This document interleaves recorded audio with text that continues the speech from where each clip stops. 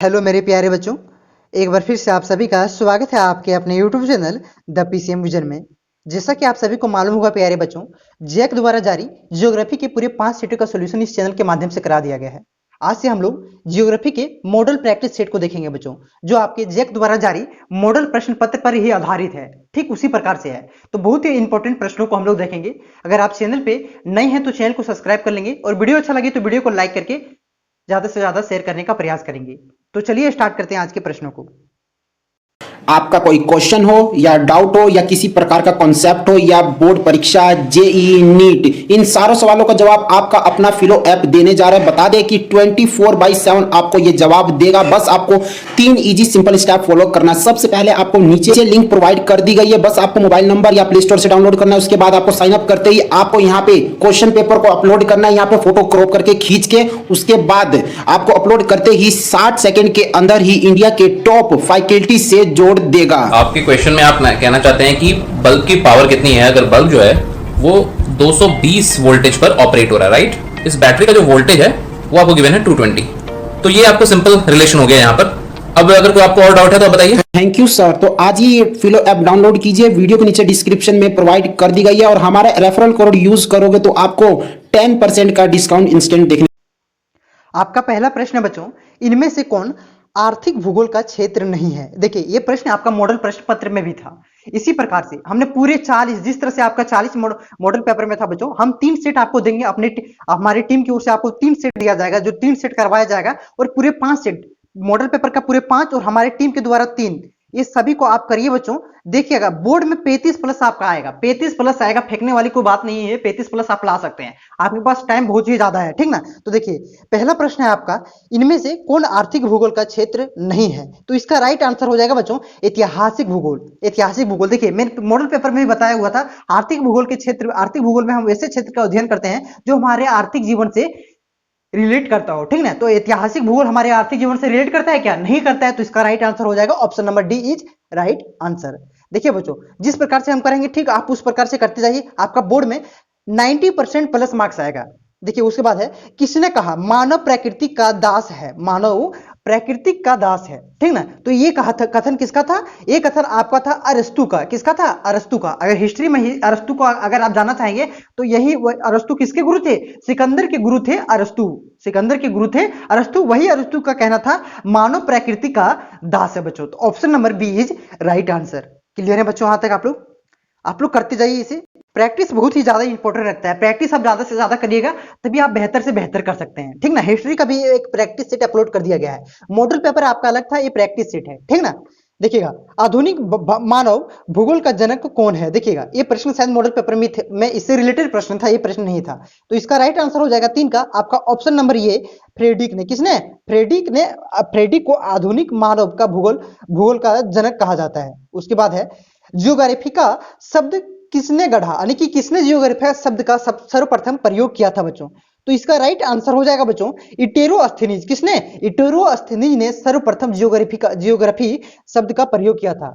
जो आप लोग जियोग्राफी इंग्लिश में पढ़ते हो ना, भूगोल, उस शब्द का प्रयोग सबसे पहले इटेरोस्थेनीज ने किया था।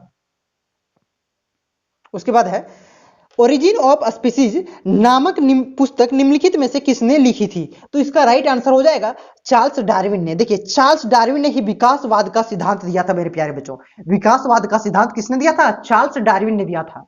ये बहुत ही ज्यादा इंपॉर्टेंट प्रश्नों को आपको करवाया जा रहा है। 3 सेट हम करवाएंगे, आप 3 सेट के करके जाइए, और आप 5 सेट मॉडल पेपर से 40 में से 40 भिड़ने का दावा करते हैं। 40 में से 40 भिड़ सकता है आपका, ठीक ना।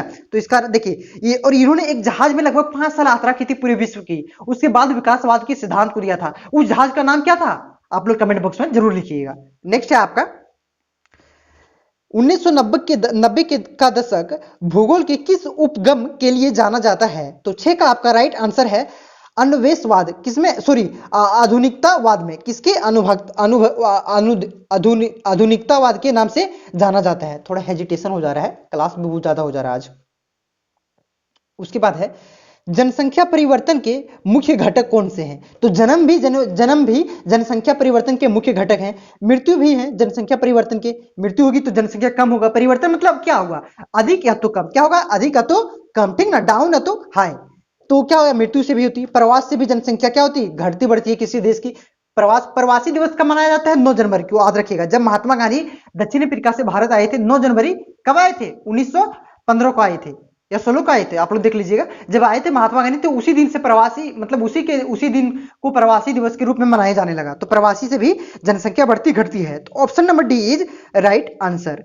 एक बात ध्यान से सुनिए आप लोग, इसका पीडीएफ आपको टेलीग्राम ग्रुप में मिल जाएगा, आप लोग वहां से जाकर के इसे डाउनलोड कर लेंगे और अपने से प्रैक्टिस करिए और पहले कॉपी में उसका आंसर लिखिए। उसके बाद हमारे वीडियो से आप लोग आंसर मिलाएंगे तो बहुत ही ज्यादा बेहतर होगा और आप कितना जानते हैं ये भी आपको पता चलेगा बच्चों, ठीक ना। उसके बाद आंसर को मिलाइए, हो सके तो वीडियो को 2 से 3 बार देखिए, समझे ना, ताकि आपको ये वीडियो, नहीं तो आप लोग पीडीएफ से इसे प्रश्न को याद करने का ज्यादा से ज्यादा प्रयास करेंगे।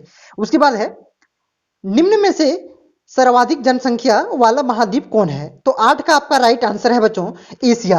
एशिया सबसे ज्यादा सर्वाधिक जनसंख्या वाला देश है। देखिए एशिया में ही हम लोग निवास करते हैं बच्चों, एशिया में ही हम लोग निवास करते हैं, ठीक ना। भारत, चीन, देखिए चीन सबसे सर्वाधिक जनसंख्या की दृष्टि से सबसे बड़ा देश है।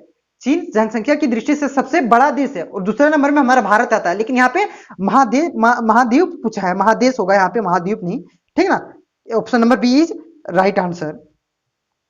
उसके बाद है, निम्नलिखित में से किस देश में न्यूनतम जन्म दर पाई जाती है? तो 9 का आपका राइट आंसर हो जाएगा संयुक्त राज्य अमेरिका में। किसमें? संयुक्त राज्य अमेरिका में न्यूनतम जन्म दर पाई जाती है बच्चों, वहां कम जन्म होता है, ठीक ना, क्योंकि सब पढ़े लिखे हैं, परिवार नियोजन की एक एथी करते हैं।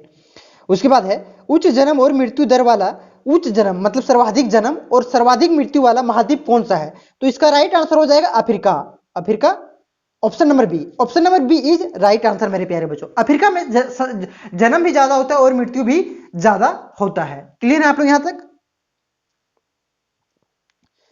100% शहरी जनसंख्या वाला देश है। तो 100% जहां पे ग्रामीण है ही नहीं, ग्राम है ही नहीं, मतलब वहां पे जिस तरह से गांव है यहाँ पे ना, वहां पे गांव है ही नहीं। वो कौन सा देश है? तो इसका राइट आंसर हो जाएगा सिंगापुर। सिंगापुर में गांव, एक भी गांव नहीं है।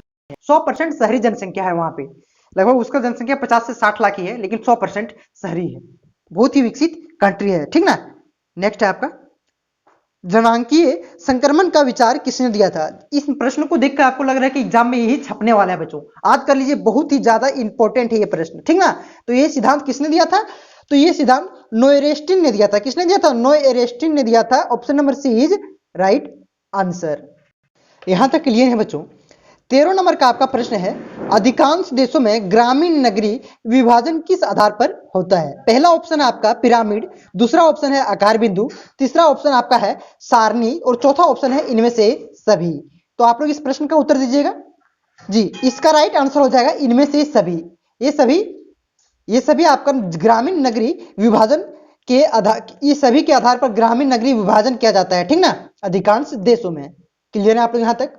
उसके बाद है 14 नंबर का आपका प्रश्न है बच्चों, नाइजीरिया का आयु लिंग पिरामिड का आकृति है। तो ये किस प्रकार की आकृति है बच्चों? त्रिभुजाकार, वर्गाकार, वृत्ताकार और अष्टाकार। अष्टाकार मतलब 8 भुजा वाली, ठीक ना, इस प्रकार से 8 भुजा रहेंगे। तो इसका राइट आंसर हो जाएगा 14 का आपका ऑप्शन नंबर ये त्रिभुजाकार। किस प्रकार की है? त्रिभुजाकार की है बच्चों, ठीक ना, इस प्रकार की त्रिभुजाकार की। क्लियर है आप लोग यहां तक? उसके बाद नेक्स्ट है आपका, निम्नलिखित में कौन सा देश उच्च मानव विकास वाला है? तो उच्च मानव विकास वाला देश कौन सा है? तो इसका राइट आंसर हो जाएगा नॉर्वे। जहां पे जो मानव विकास है, देखिए मानव विकास को हम लोग किस प्रकार से मापा जाता है? वहां की खान पान, वहां की शिक्षा, वहां की मनुष्यों की आय और जीवन रहन सहन को देख करके मानव विकास को सूचकांक को जारी किया जाता है बच्चों। और ये सूचकांक कौन जारी करता है? कमेंट बॉक्स में आप लोग 2 प्रश्नों का उत्तर जरूर दीजिएगा, कौन जारी करता है जरूर दीजिएगा, ठीक ना। तो इसका राइट आंसर हो जाएगा नॉर्वे की सबसे ज्यादा बेहतर है और सबसे ज्यादा उच्च है। क्लियर है आप लोग यहां तक? उसके बाद नेक्स्ट है, निम्न में से कौन सा रोपण फसल नहीं है? तो 16 का आपका राइट आंसर हो जाएगा मेरे प्यारे बच्चों ऑप्शन नंबर सी गेहूं। गेहूं एक रोपण फसल नहीं है बच्चों, ठीक ना। देखिए गन्ना, एक साल, देखिए 1 साल तक कॉफी, गन्ना और रबड़, ये सब रोपण फसल है, लगभग सालों भर, सालों 2 साल तक रहता है। और क्या गेहूं रहता है क्या? ये क्या है? राबी फसल है गेहूं भाई। क्लियर है आप लोग यहां तक? Option number C is right answer. और ऐसा भी प्रश्न आपसे पूछा जा सकता है, इनमें से कौन सा रोपण फसल है? तो इसमें से कोई भी ऑप्शन अगर आपका रहे तो वो सब हो जाएगा रोपण फसल, ठीक ना। उसके बाद है, विश्व में तांबे का सर्वाधिक उत्पादन किस देश में होता है? विश्व में तांबे का सर्वाधिक उत्पादन किस देश में होता है बच्चों। मैं 2 बार इसलिए बोलता हूं ताकि प्रश्न को आपको प्रश्न का आंसर यहीं साथ ही साथ याद हो जाए। आपको सिर्फ ध्यान से सुनना है, जितना भी पॉइंट बता रहे हैं उसको ध्यान से सुनना है, आपका सारा यहीं पे याद हो जाएगा। टाइम भी आपका एग्जाम का बढ़ रहा है बच्चों, ठीक ना। तो देखिए, तो इसका राइट आंसर हो जाएगा चिल्ली में। चिल्ली में सर्वाधिक तांबे का उत्पादन किया जाता है। और भारत में कहा? झारखंड में। भारत में अगर उत्पादन किया जाता है बच्चों तो झारखंड में सर्वाधिक किया जाता है। कहां पे? पश्चिमी सिंहभूम की तरफ से तांबे का, समझे ना। क्लियर है आप लोग यहां तक? इनमें से कौन सा बागवानी कृषि नहीं है? बागवानी कृषि होगा यहाँ पे, एक काट दीजिए आप लोग, बागवानी कृषि होगा, ठीक ना। बागवानी कृषि होगा यहाँ पे, बागवानी कृषि, ठीक ना। यहाँ पे बागवानी कृषि होगा। तो कौन सा बागवानी कृषि नहीं है बच्चों? तो मक्का बागवानी कृषि नहीं है। जो भगवान के रूप में, भगवान में किसको लगाया जाता है? जो लॉन्ग टाइम तक रहे, लॉन्ग टाइम फसल जो लगे रहे, उसे बागवानी कृषि कहते हैं, ठीक ना। सीधा सीधा आप लोग समझ लीजिए, और भी कुछ डिफिनेशन होता है, लेकिन सीधा आप लोग यहाँ पे समझिए। तो इसका राइट आंसर हो जाएगा मक्का। समझ गए बच्चों? उसके बाद है सर्वोच्च किस्म का कोयला कौन सा है? तो उसके बाद सर्वोच्च किस्म का कोयला कौन सा है बच्चों? एंथ्रेसाइट। एंथ्रेसाइट जो आपका जम्मू कश्मीर में भी पाया जाता है और झारखंड में कुछ भाग में पाया जाता है। तो सर्वोच्च किस्म का कोयला कौन सा है? एंथ्रेसाइट है। आंध्र प्रदेश में भी पाया जाता है, ठीक ना। तो एंथ्रेसाइट जो आपका कोयला है बच्चों, ये सर्वोच्च किस्म का कोयला है। उसके बाद कौन सा आ जाता है? उसके बाद बिटुमिनस आ जाता है, उसके बाद लिग्नाइट आ जाता है, और पिट आ जाता है, समझे ना। तो ऑप्शन नंबर ये इज राइट आंसर। इसमें लगभग 90% कोक पाया जाता है। 90% कोक पाया जाता है, मतलब सबसे ज्यादा अच्छा कोयला यही है, ठीक है ना। उसके बाद है आपका नेक्स्ट क्वेश्चन, निम्नलिखित में से कौन सा खनिज भूरा हीरा के नाम से जाना जाता है? कौन सा खनिज भूरा हीरा? बहुत ही इंपॉर्टेंट है, ये प्रश्न आपके बोर्ड एग्जाम में छपने वाले, लिख कर रख लीजिए, समझे ना। निम्नलिखित में से कौन सा खनिज भूरा हीरा है? तो इसका राइट आंसर हो जाएगा मैग्नीज को भूरा हीरा कहा जाता है, ठीक ना। मैग्नीज को भूरा हीरा कहा जाता है बच्चों। उसके बाद नेक्स्ट है आपका, देखिए आज के लिए बस इतना ही प्रश्न है बच्चों। इसका 20 प्रश्नों का एक और सेट आएगा, आप लोग उसे भी कर लीजिएगा। कुछ देर बाद उसका भी सेट अपलोड कर दिया जाएगा, और हिस्ट्री का भी सेट आएगा, समझे ना। तो ये जितना भी प्रश्न को हम प्रैक्टिस करवा रहे हैं, उससे ज्यादा प्रैक्टिस आप लोग करिए। पीडीएफ तो आपको टेलीग्राम ग्रुप में मिल ही जा रहा है, डिस्क्रिप्शन में टेलीग्राम ग्रुप का लिंक दिया हुआ है, उसे भी आप लोग जाकर के वहां से ज्वाइन कर लीजिए, और वहां से पीडीएफ आप लोग प्राप्त कर सकते हैं बच्चों। तो प्रैक्टिस बहुत ही ज्यादा इंपॉर्टेंट रख सकता है, पीडीएफ से आप लोग याद करिए ज्यादा से ज्यादा।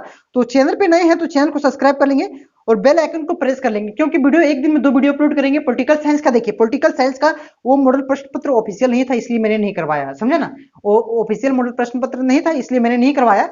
तो अब हम अपने से मॉडल प्रश्न पत्र आपको देंगे। हिस्ट्री का भी कुछ देर बाद अपलोड किया जा रहा है, तो आप लोग सारा को देख लेंगे। तो चैनल पे नए हैं तो चैनल को सब्सक्राइब कर लेंगे, वीडियो को लाइक करना है, और दोस्तों में ज्यादा से ज्यादा शेयर करना है, समझे ना। तो आज के लिए बस इतना ही प्यारे बच्चों।